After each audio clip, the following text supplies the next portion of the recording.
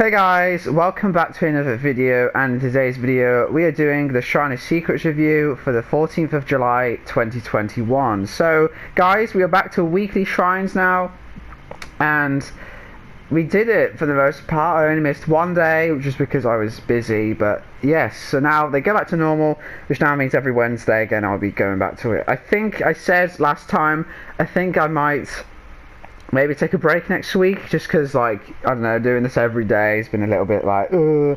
So, I might be fine, I might do it, but don't be surprised if I don't next week, just because, you know, I've been doing this for a while now, so now my brain's sick of it. But yes, so we're just going to get started, I think, not much else to say. First of all, we have Ace in the Hole, which is an Ace perk, and this one is, I mean, it's actually kind of a good perk. But it's not a good perk, if that makes sense. I'll explain in a minute. So, when you retrieve an item from a chest, there's a 100% chance that a very rare or lower add-on will be attached to it. There's a 10% chance of finding an add-on of uncommon, rarity, or lower, which is tier 2 is 25% and tier 3 is 50%. When escaping, keep any add-ons your item has. So, it's good in the sense, like, it's good to just farm items for your characters. You can combine this with Plunderers, which also slightly increases the chance of getting something better, and it shows you the aura of chests. Also, Appraisal, but I don't know if that would affect this or not. I don't think it was, but and also Pharmacy, which gives you a green med kit on the first chest, so it means you can get a green med kit with a bunch of really good add-ons, which obviously is very good.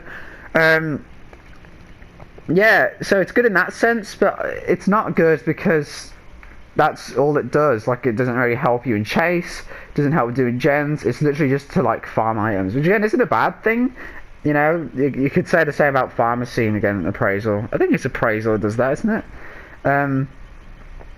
But it's like, just a thing to put on. It's like a quirky perk, Like, it won't really help you, it's just to get, like, items and good add-ons and stuff. So, it's not a bad perk, it's just, like, not really a helpful or efficient perk if you're playing the game seriously. And, obviously trying to escape and be efficient and stuff, so just keep that in mind. It depends how you play, really. Next up we have Breakout. Apologies. Next up we have Breakout, which is a UE perk, and this one, I feel like I've seen this one a few times on the Shrine, I don't know. But when you are within 6 meters of a carried survivor, you gain haste status effects, moving at 5% increased speed, 6% at tier 2 and 7% at tier 3. The carried survivor's wiggle speed is increased by 20%. That's the main part. Is that when you're within a range, the person who needs to wiggle off has that speed increased by 20%. And you move faster as well, which obviously helps because it means you can, like, try and bait hits. You can obviously just take hits as normal. I haven't really had much experience with this perk because I've always only ever played solo queue, and I know obviously on solo queue, well, you can probably still pull it off. It's like, to be used with teammates, you know what I mean? So, unfortunately, I can't really comment on this one a whole lot, but I know people like to combo this with, like, Saboteur and Metal of Man and Dead Hard and Borrowed and things like that to do, like, the ultimate, to try and just do that whole meme build thing. Which again, it's like, it's fine. I don't really mind that. But again, I think just solo queue wise, it's hard to be coordinated and hard to kind of, like, see where. You know what I mean? Like, I've said this with Head On as well, where Head On's more of like a team perk to use, but if you're like me and you've never played team, then Head On and this perk, you just kind of sit in your locker and don't really do a whole lot. So, it is a good perk. It's a good one to try out and it is fun, but has to be quite specific, I would say. Next we have Overcharge. I think we saw this pretty recently. I might be wrong about that. I just remember talking about this tiny ass skill check thing, so I don't know. But I feel like we have seen this maybe a few weeks ago. I don't know. This is a doctor perk, and basically you kick a generator, and then it has Overcharge put onto it, I guess. The next survivor interacting with that generator is faced with a tremendously difficult skill check. Failing the skill check results in an additional 3% loss of progress, which is 4% at tier 2 and 5% at tier 3. So we're seeing the skill check grants no progress but prevents the generator explosion. So you kick a gen, and it gets like booby trapped, and then the next person who touches it gets it's like a DS skill check, I'm pretty sure. It might be slightly smaller than that or slightly bigger than that. It's around the same as like a DS skill check or oppression or whatever. If you can hit it, great, nothing happens and you don't get any progress for it. But if not, then the generator explodes and you lose an additional 5% progress as well. So this perk I think is good for like beginners, because it will, like, beginners will still be learning about skill checks and things like that. So this is a nice perk to like really catch them off guard. Especially if they come to tap it, because tapping a gen automatically fails the skill check, so they might come by and just tap it thinking nothing of it, and then boom, and they just lose all that progress. So we do have Dragon's Grip at the moment. A Dragon's Grip is a better version of this because it has better effects, and that one has a bit of a cooldown on it and like a timer on it, but I would say I'd rather use that perk than this one. But I think this one's good for like learning skill checks and beginners and things like that, so I'll comment more on it later on. Sorry, my voice is really dry. I woke up about half an hour ago. Finally, we have Lightborne, which is a hillbilly perk. I've never seen this one for a while. I might be wrong about that. Basically, simple as you're immune to flashlight blinds, things like firecrackers, flashbangs, and blast mines from gens, I'm pretty sure. Actually, yeah, it does say that here.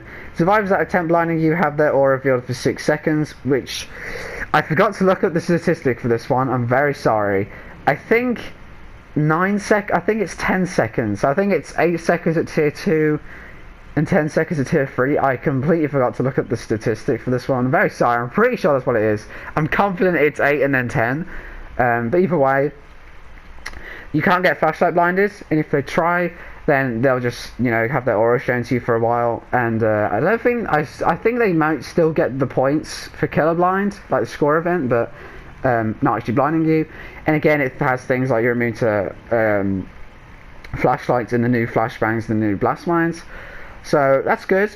Again, I think this is a pretty good beginner perk. I think this is even a good intermediate perk. If you see a whole lobby with flashlights, I actually was talking about this yesterday with Franklin's.